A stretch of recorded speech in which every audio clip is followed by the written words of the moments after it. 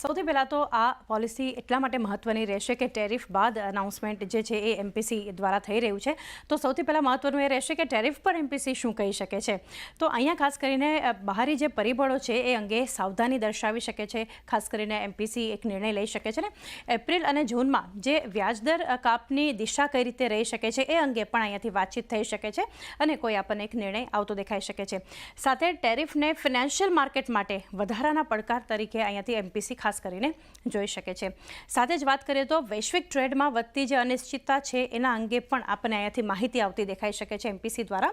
એટલે ખાસ કરીને એ વધારે મહત્વનું રહેશે કે ટેરિફ બાદ જે છે ઓવરઓલ ભારત પર એની અસર છે, ત્યારબાદ એમપીસી શું અહીંયાથી નિર્ણય આપશે.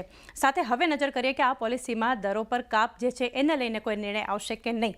કેટલા લોકો આ પોલમાં માની રહ્યા છે. સંપૂર્ણપણે અહીંયાથી માનવું છે કે 25 બેસિસ પોઈન્ટનું એક કટ જે છે એ આપણને એમપીસી દ્વારા એક અનાઉન્સ થતો આપણને દેખાઈ શકે છે. લગભગ બધા જ આ વસ્તુ માની રહ્યા છે. સાથે હવે આ સાયકલમાં ટર્મિનલ પોલિસી રેટ જે છે એ ક્યાં સુધી જતો દેખાઈ શકે છે. તો મેજોરિટી માની રહ્યા છે, 70% માની રહ્યા છે કે 5.5% જઈ શકે છે, જ્યારે 30%નું માનવું છે કે 5.5% ટર્મિનલ પોલિસી રેટ જઈ શકે છે. અન્ય એક ફોકસ ખાસ રહેવાનું છે કે અહીંયાથી વલણ જે છે એ કેવું રહી શકે છે, એટલે ન્યુટ્રલથી બદલાશે કે નહીં. તો અહીંયા 60% મેજોરિટી માની રહ્યા છે કે હા અકોમોડેટિવ વલણ થઈ શકે છે, જ્યારે 40% માની રહ્યા છે કે ના કોઈ વલણમાં જે છે અહીંયાથી બદલાવ કરવામાં, સ્ટાન્સમાં કોઈ બદલાવ કરવામાં નહીં આવે.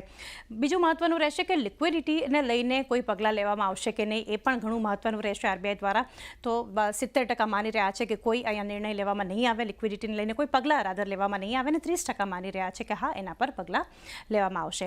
અન્ય મહત્વનું એક જે નિર્ણય રહેશે અહીંયાથી જીડીપીના અનુમાનને લઈને. હવે આમાં કોઈ બદલાવ કરવામાં આવશે કે નહીં, એટલે કે જે અત્યારે 6.7%નો છે તો આમાં 60% માની રહ્યા છે કે એમાં કોઈ બદલાવ, જીડીપી અનુમાનમાં કોઈ બદલાવ નહીં થાય, પરંતુ સામે એક ઘટાડો થશે. 40% માની રહ્યા છે અને ઘટી 6.7%થી ઘટી 6.4% થી 6.6% થઈ શકે છે, એ પણ 40% લોકો માની રહ્યા છે. છેલ્લે જાણીએ કે સીપીઆઈ અનુમાન જે છે એમાં કોઈ બદલાવ કરવામાં આવશે નહીં, કે જે હાલ 4.2%ના સીપીઆઈનું અનુમાન છે 60% માની રહ્યા છે, એમાં કોઈ બદલાવ નહીં થાય. જ્યારે એમાં પણ ઘટાડો આવશે એ 40% માની રહ્યા છે, જે ઘટી 4% અને 4.1%, એટલે કે જે 4.2% છે ત્યાંથી એક ઘટાડો આવી શકે છે. એટલે ઘણું મહત્વનું એટલા માટે રહેવાનું છે કે જે એક ટેરિફ વોર આપણે જોઈ રહ્યા છીએ ઓવરઓલ ઇકોનોમી માટે, તો હવે આરબીઆઈનું જે કોઈ એમપીસીનું એક મહત્વનો નિર્ણય છે એ આ પોલિસીમાં ફોકસમાં રહેશે.